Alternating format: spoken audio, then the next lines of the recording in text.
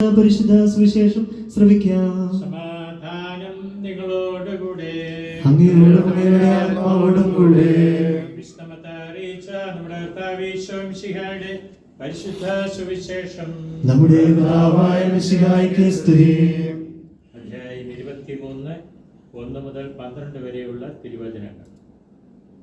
യേശു ജനക്കൂട്ടത്തോടും തന്റെ ശിഷ്യന്മാരോടും അരുളി ചെയ്തു, നിയമജ്ഞരും ഫരിസയരും മോശയുടെ സിംഹാസനത്തിൽ ഇരിക്കുന്നു. അതിനാൽ അവർ നിങ്ങളോട് പറയുന്നതെല്ലാം അനുസരിക്കുകയും അനുഷ്ഠിക്കുകയും ചെയ്യും. എന്നാൽ അവരുടെ പ്രവൃത്തികൾ നിങ്ങൾ അനുകരിക്കരുത്. അവർ പറയുന്നു, പ്രവർത്തിക്കുന്നില്ല.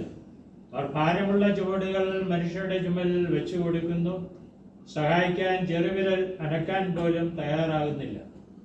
മറ്റുള്ളവർ കാണുന്നതിന് വേണ്ടിയാണ് അവർ തങ്ങളുടെ പ്രവൃത്തികളെല്ലാം ചെയ്യുന്നത്. അവർ തങ്ങളുടെ നെറ്റിപ്പട്ടങ്ങൾക്ക് വീതിയും വസ്ത്രത്തിന്റെ തൊങ്ങലുകൾക്ക് നീളവും കൂട്ടുന്നു. വിരുന്നുകളിൽ പ്രമുഖ സ്ഥാനവും സിനഗോഗുകളിൽ പ്രധാന പീഠവും നഗരവീഥികളിൽ അഭിവാദനവും ഇഷ്ടപ്പെടുന്നു. റബ്ബി എന്ന് സംബോധന ചെയ്യപ്പെടാനും ആഗ്രഹിക്കുന്നു.